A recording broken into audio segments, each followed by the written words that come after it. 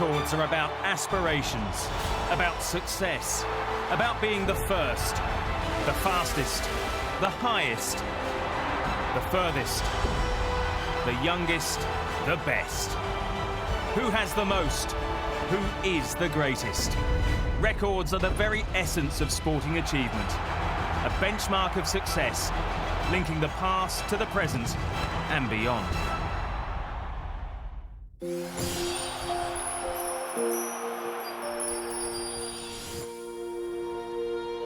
Everybody's trying to break records. Man says that he'll be on the moon by 1970.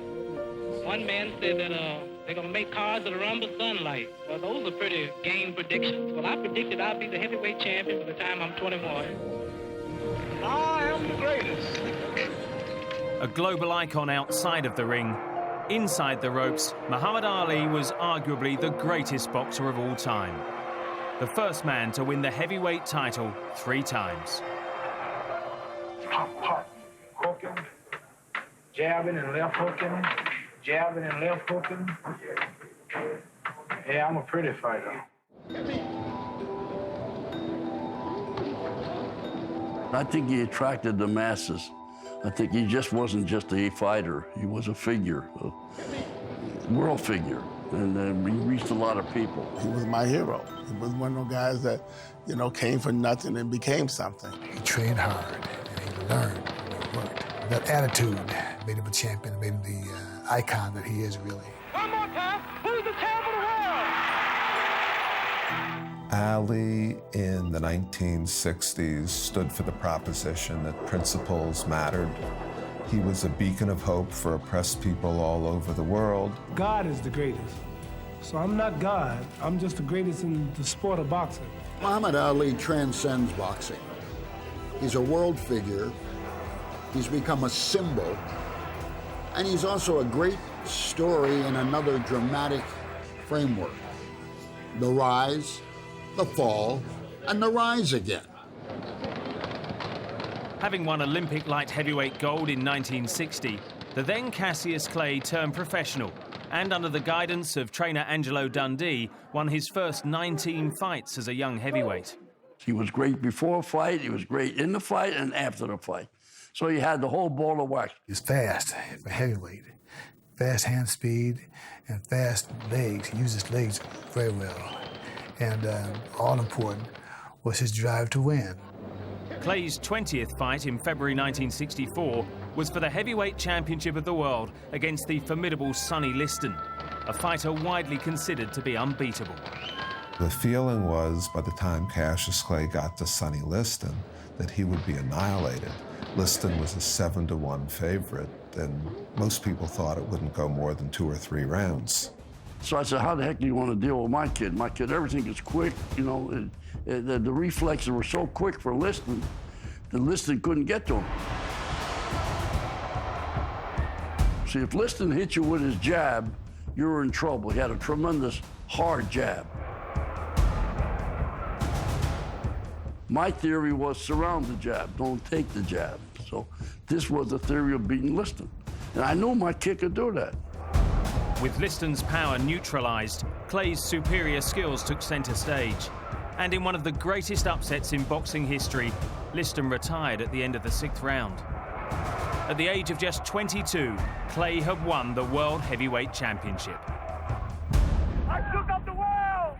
I shook up the world! I shook up the world! I want the world to know I'm so great until Sonny Liston was not even a match. I'm the greatest thing that ever lived. Then, 2 days after the fight, Cassius Clay announced that, yes, he was a member of the Nation of Islam. About a week after that, Elijah Muhammad gave him the name Muhammad Ali, and things were never the same again for Ali or for America. The following 3 years saw Ali defend his belt 9 times. But when he refused to be drafted into the US Army in 1967, he was seen as a conscientious objector against the Vietnam War and stripped of his title. Ali did not fight again for 3.5 years. He stood up for the proposition that war is wrong unless you have a very good reason for killing people. You didn't see him at his peak until 3 years he was out. That would have been it. And, you know, I feel bad about that because I wanted the people to see how dynamic, what a great fighter he is. And he was a great fighter. There's no doubt in my mind. He was the first big man that boxed. When he did return, Ali suffered his first professional defeat against Joe Frazier. But in October 1974, he fought George Foreman for the World Heavyweight Championship in Zaire, Africa. Foreman had won all of his 40 professional fights, 37 by knockout. The 32-year-old Ali was expected to become number 38. The thought was not that he wouldn't win, but that he would get killed. Foreman was invincible. He was the man Jack met at the top of the beanstalk. There was no way he was going to win. If you think I whoop Sonny Liston, you wait till I get George Foreman. He talks too much, he's ugly, he's pretending I'm the true champion, and they make me the underdog. I'm gonna show them all they're wrong because I'm the champion.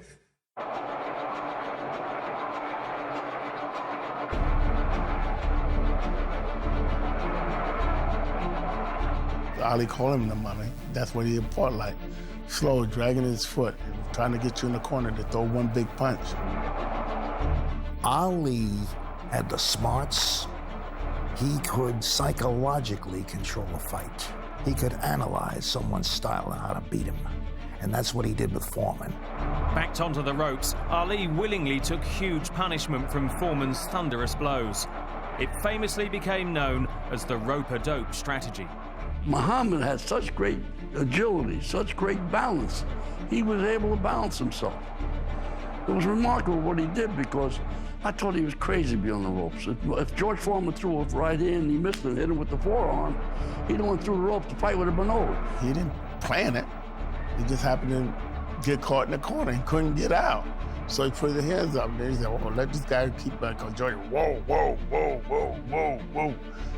And if you hit a heavy bag like that for 3 minutes, 4 minutes, 10 minutes, you're going to get tired. And that's what George did, got tired. By round 8, an exhausted Foreman had punched himself out.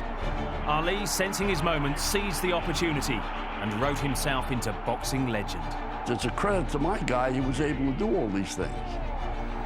And then what happened? George Foreman emptied his tank. There was no gas left, and that's what happened.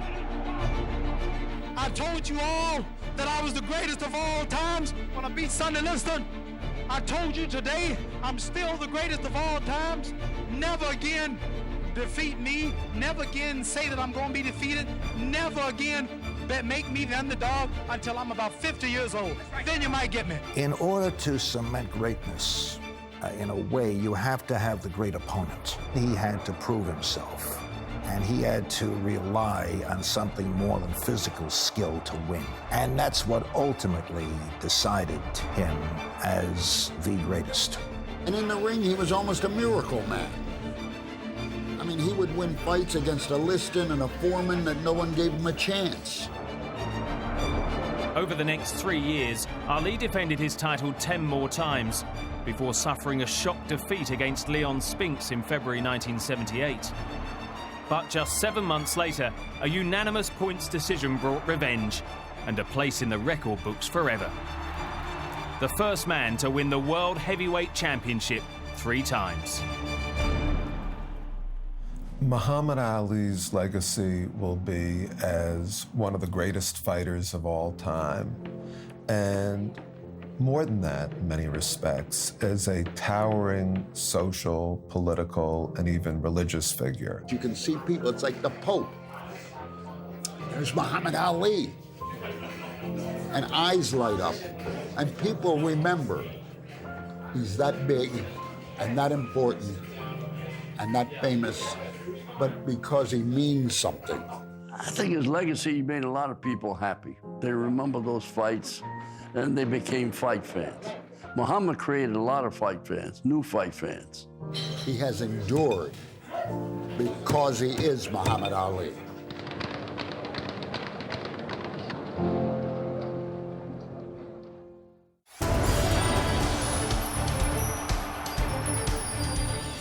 Eddie Merckx is quite simply the greatest cyclist ever. For nearly a decade, he dominated the sport, his speed only surpassed by his hunger for success. I think that when you have talent and you work very hard, you can make it. And you need to believe that you can make it. Nicknamed the Cannibal for his insatiable appetite for victory, Merckx won an astounding 445 professional races. Sur la piste, la même chose. He was impressive because he would never give up. He was always ready to fight. He won 29 classics, 3 World Championships and 11 Grand Tours, including 5 Tour de France victories, during which he won a record 34 stages. That was the way I was. I think that when you make a lot of sacrifices, you go racing to win. By the age of 24, as he prepared to race his first Tour de France, Merckx had already demonstrated he was simply a class apart. He was dominating in the one-day races, such as Paris-Roubaix or Liège-Bastogne, which are very distinctive races. But he was also dominating in the 3-day, 8-day and 3-week races. He was everywhere. Not only was Merckx the best, but he raced for the strongest team, the Italian cycling giants FEMA. A huge advantage heading into a 21-stage race. The Italian teams were ahead of the game in terms of diet, looking after yourself. Everything was very professional. Italian teams were much more organised than teams from other countries. The Tour de France is cycling's benchmark. It's how the greats are measured. And in 1969, the Cannibal devoured the field. He won the race by almost 18 minutes and collected 6 stage victories. And on the road to Merckx, he delivered one of the Tour's iconic performances. I reached the top of the Tourmalet and I had a disagreement with Martin van den Bosch, who had quit our team. I sprinted past him at the Tourmalet. I took the lead and I rode the descent normally, without trying to get too far ahead. And I reached the bottom. I was told to keep going. Kept going is typical Merckx understatement. Chased by a breakaway group, he rode alone for 140 kilometres to win the stage by 8 minutes. A ride of complete dominance. I built up a big lead, and I think it's crazy to do that, 20 kilometres ahead of a breakaway group with the yellow jersey on, because the Tour was far from over. But I was strong, and I gave it everything in 1969. The 1970 Tour was a race in name only. Merckx collected his second yellow jersey and a record-equalling 8 stage victories. A feat that set him apart from his rivals. Whilst after a long day in the saddle they were content to finish in the peloton, Merckx had to cross the line first. I wasn't really a sprinter. I was a sprinter after a long-distance race. In the shorter races, over, say, 200 kilometres, there were people who could beat me. But over 250, there were very few who could beat me. In the 1971 Tour, Merckx was expected to deliver a 3rd consecutive victory. He did, but in dramatic circumstances. Spaniard Luis Ocaña was the dominant rider in the mountains that year, so Merckx had to find another way to claw back the yellow jersey. Merckx was a bit vulnerable in the mountains. He wasn't at his best, but he could see the vulnerability of his opponents. He did all the descents full throttle. For Ocaña to win the Tour in 1971, he should have let Merckx go first in the descent. He didn't, and unfortunately, he ended up having an accident. Leading the Tour by 7 minutes, Ocaña chased Merckx on the descent of the Col de Monte. In treacherous conditions, he fell heavily and had to withdraw. Merckx inherited the yellow jersey, but refused to wear it out of respect to his fallen rival. We're human beings. Unfortunately, Ocaña fell. He probably would have won the Tour de France. Normal service was resumed in 1972, 6 stage wins and a 4th consecutive victory. However, the following year, Merckx, on the verge of history, made the surprising decision not to ride the Tour. Perhaps I was badly advised. I would have become the first foreigner to equal the record of Jacques Anquetil by winning 5 Tours in a row. So as a result of that, I decided to race the Vuelta a España. and the Giro d'Italia. My main aim in my career wasn't to win the most tours. My aim was to win as many races as possible. Merckx returned in 1974 and duly won his 5th Tour, and with 8 stage victories broke Frenchman André Leduc's record of 25 stage wins. However, the following year the mood of the French public had changed. They had a new hero, fellow countryman Bernard Thévenet. They started to dislike Merckx. He'd won the Tour 5 times, and it was beginning to get a bit too much. I had a lot of fans, and so did he, but we were in France, so of course I had the advantage. An anti-Merckx campaign in the French media certainly stirred feeling, and on the Col d'Izoard he was attacked by a roadside spectator. I was trying to become the first foreigner to win 6. This idiot came out of the crowd. I think it was slightly the fault of the press as well, and I got punched. The Belgian was unable to fully recover, and Thévenet took the yellow jersey all the way to Paris. Merckx failed to win another Tour, but that total of 34 stage victories has never been surpassed. It is impossible for a modern racer to win Paris-Roubaix, Liège-Bastogne and the Tour de France. If cycling was concentrated mainly on big stage races, as it is nowadays, he would have won 8 or even 10 tours. For the man himself, who still enjoys a connection with the sport that dominated his life, the records he set are there not to jealously guard and protect, but to inspire future generations to greater heights. You have to be yourself. You can't start to think that just because you're a champion you can do whatever you want and that no one will ever reach your level.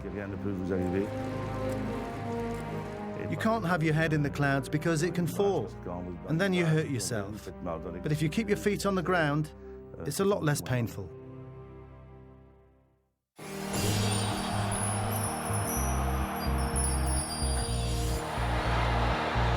By 1996, Michael Johnson was already considered to be the finest 200 and 400 metre runner of his generation. And at the Atlanta Olympics, the American had his sights set on creating track and field history. Johnson would attempt to win gold in both sprint events, a feat never achieved before.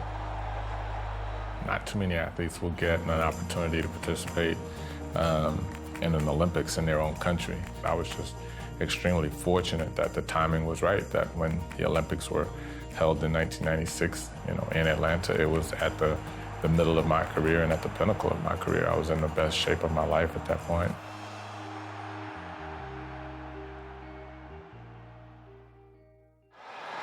Heading into the Atlanta Games, Johnson had won multiple world championships at both distances, but had yet to capture an individual Olympic gold. Completing the 200 and 400 metre double would therefore be a Herculean task. I was always a 200-meter runner. The 400 meters was a little bit of a stretch for me because I was a pure sprinter, short sprinter from high school all the way through to my university days as well. And although I spent the first 6 years of my professional career ranked #1 in the 400, I really wasn't that focused on the 400. Michael kind of shocked me coming in saying that he wanted to go for both the 200 and 400, and you can imagine, I'm wanting him to get a gold individual medal. Now you go for 2, that changes things up. You got 8 races in 8 days. You don't want to lose 1 gold trying for 2. The International Olympic Committee had always overlapped the schedules of the 2 events, making the double impossible. When Johnson announced his intention to run both in Atlanta, the IOC had a big decision to make. The schedule can be done with overlapping. That would be suicide in both events to try to overlap and then lose. But if they would separate them, give us, we don't even have to have a day's race, just give it to us separate. And because it was in the United States, and because it would turn over millions and millions of television sets, I think they were wise and knew they were wise, and they did it. With the schedule changed, Johnson could focus on arriving at the Games in peak form.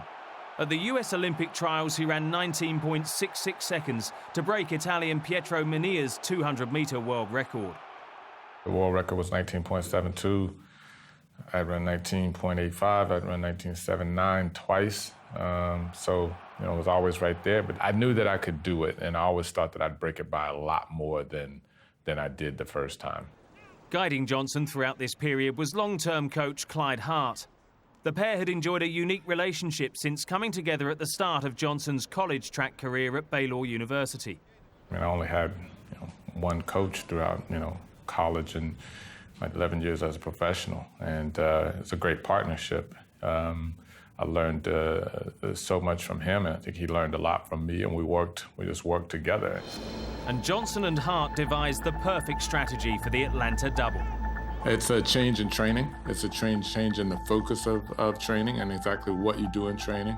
And because running the 200 meters and 400 meters for all of those years, it's very difficult to train for both events. They're quite different, even though they're both sprints. They're quite different in terms of how you train for them.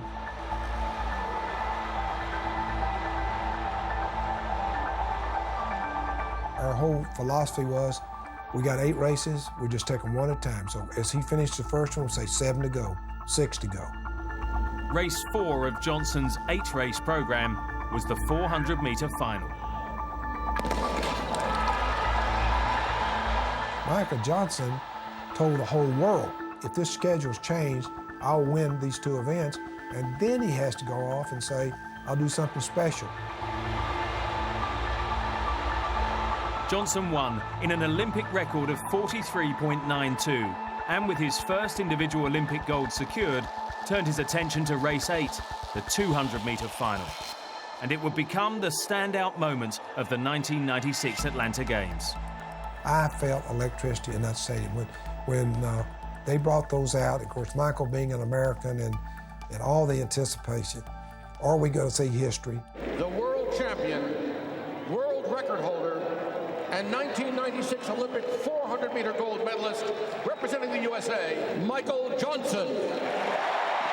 You're in your own lane, and no one else can really affect you, and you can't really affect their race. You're going into that race knowing that if I execute in this particular way, that's going to give me the best opportunity to have my fastest time, which is going to give me the best opportunity to win the race.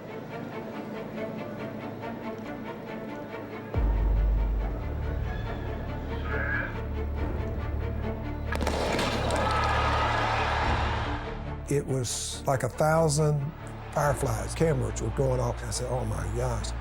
And I always have one spot that I sit, and it's at the 100-meter mark. I got his 100-meter hand time, and it was faster than anything I'd ever recorded. I think it was 9.9 hand time, 10 flat around the turn. And I knew, I just quit timing. I just sit back and enjoy it, because I know it's over. It was just execution of the race, and you have to keep pushing the boundaries to do something that has never been done before. You've got to push it, and you have to know where to push the envelope, and where to, be a little bit more aggressive.